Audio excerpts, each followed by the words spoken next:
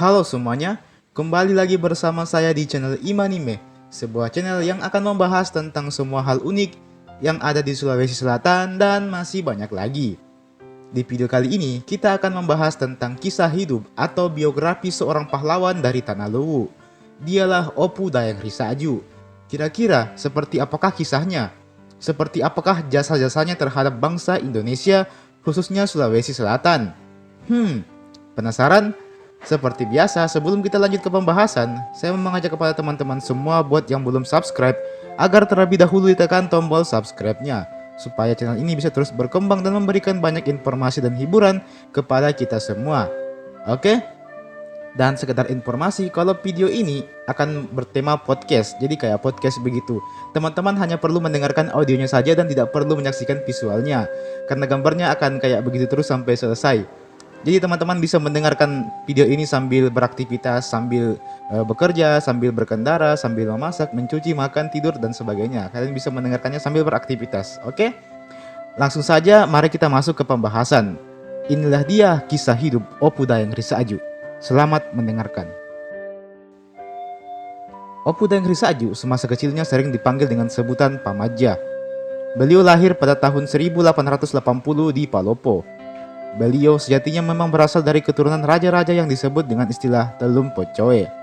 Telum Pocoe adalah sebutan untuk 3 kerajaan besar yang ada di Sulawesi Selatan, yaitu Kerajaan Luwu, Goa, dan Bone. Kedua orang tua Opu Dayang Risaju bernama Opu Dayang Mawelu dan Muhammad Abdullah Tobareseng. Sejak kecil, Opu Dayang Risaju telah diajarkan tentang tutur sapa dan tata cara bergaul yang baik. Maka tak heran kalau Opu Dayang Risaju tumbuh sebagai anak yang baik hati dan tidak sombong, meskipun memiliki status bangsawan. Hal inilah yang dibawa oleh Opu Dayang Risaju hingga dia dewasa. Beliau selalu mengutamakan kepentingan rakyatnya dibandingkan dengan kepentingan dirinya sendiri. Sebagaimana kalimat yang pernah diucapkan oleh Opu Dayang Risaju, yakni Rilebi remui itelu maegae, naya itelu sibatue, yang berarti kepentingan rakyat lebih diutamakan dibandingkan kepentingan pribadi. Di samping tumbuh sebagai keluarga yang mengajarkan tata krama kepada anak-anaknya, Opu Dayang Risaju juga telah diajarkan ajaran agama Islam sejak dini.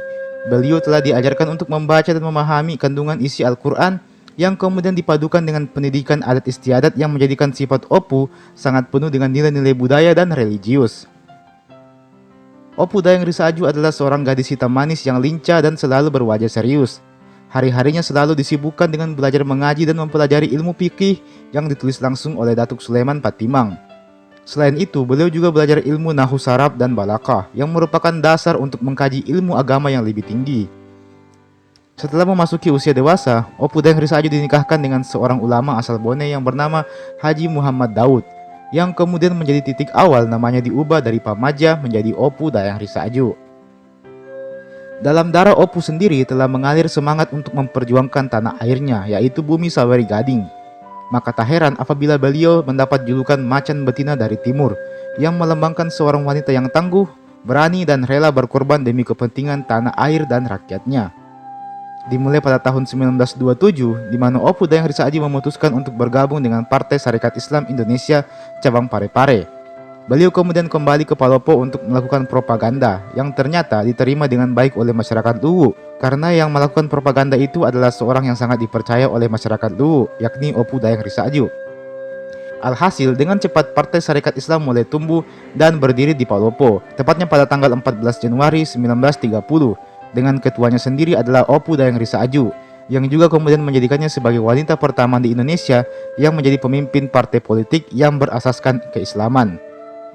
Dengan semangat dan keuletannya, Opu Dayang Risaju kemudian mulai menyebarkan Partai Sarekat Islam di berbagai daerah di sekitar Luwu.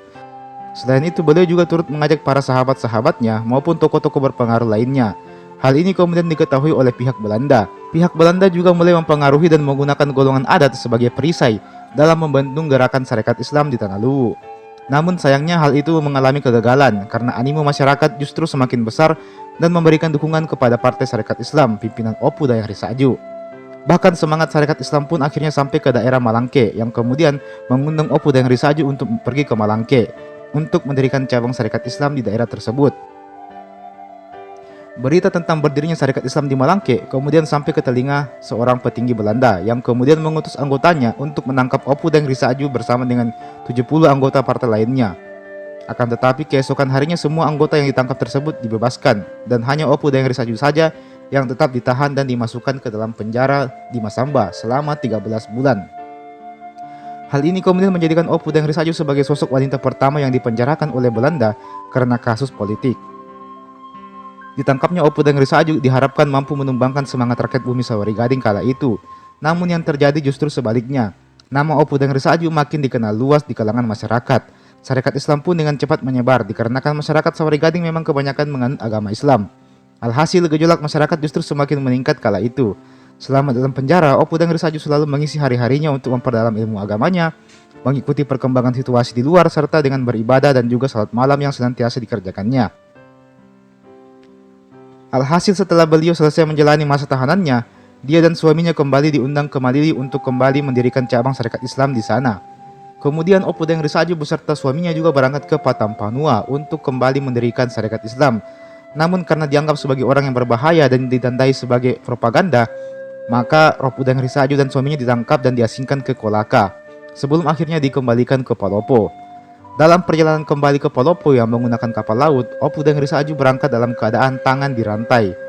Mendapat perlakuan yang tidak layak seperti itu, maka saudara jauh Opu Deng Risaju yang bernama Opu Balirante memprotes dan mengancam akan meletakkan jabatan apabila Opu Deng Risaju mendarat di Palopo dengan keadaan tangan dirantai.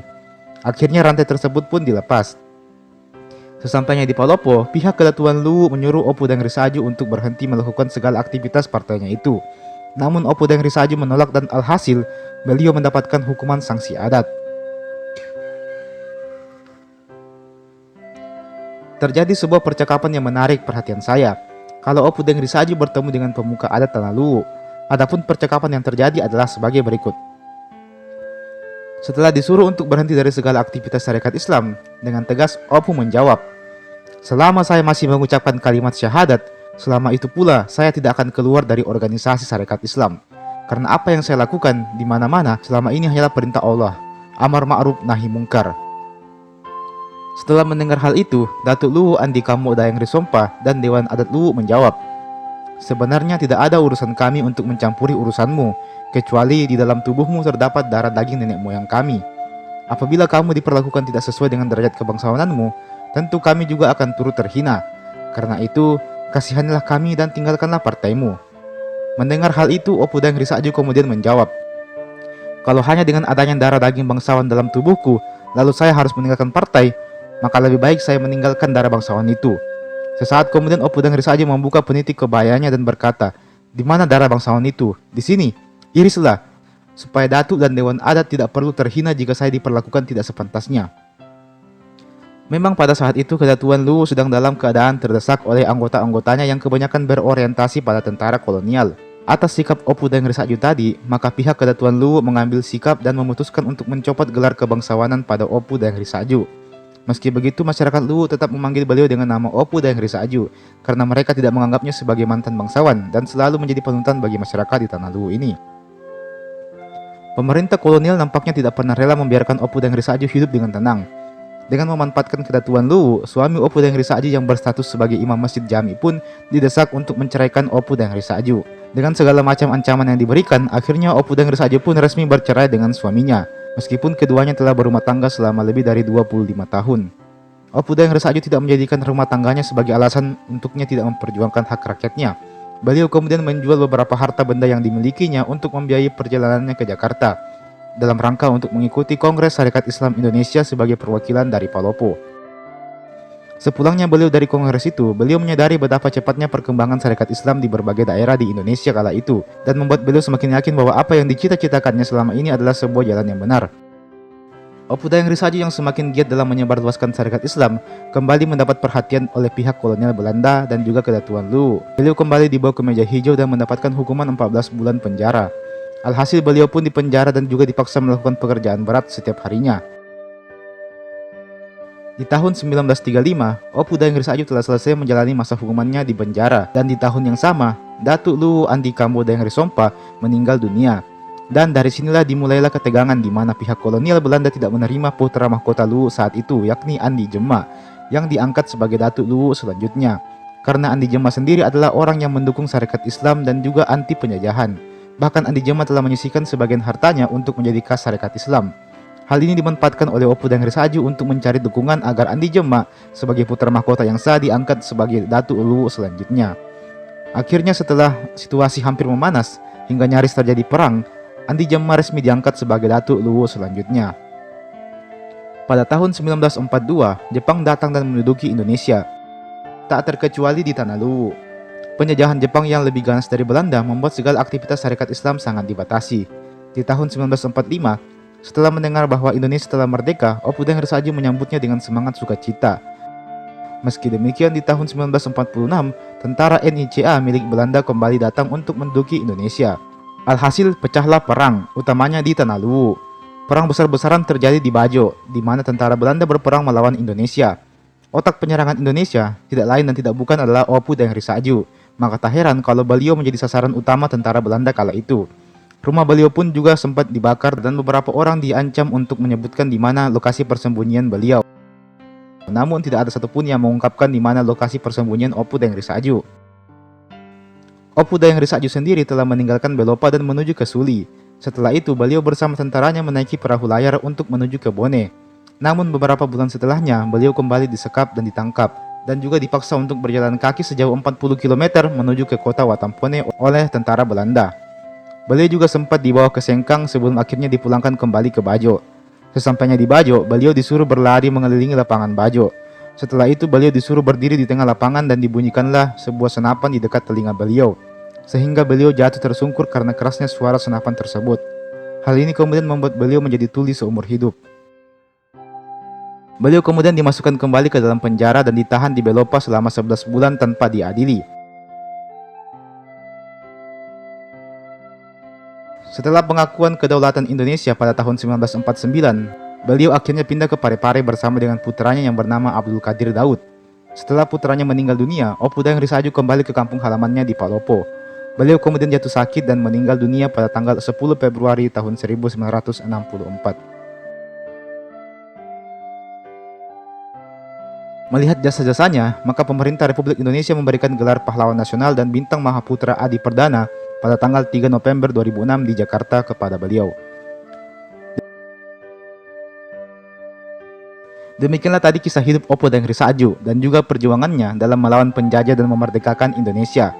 Kita yang hidup di masa ini harus selalu menghargai para pahlawan yang telah berjasa demi tanah air kita.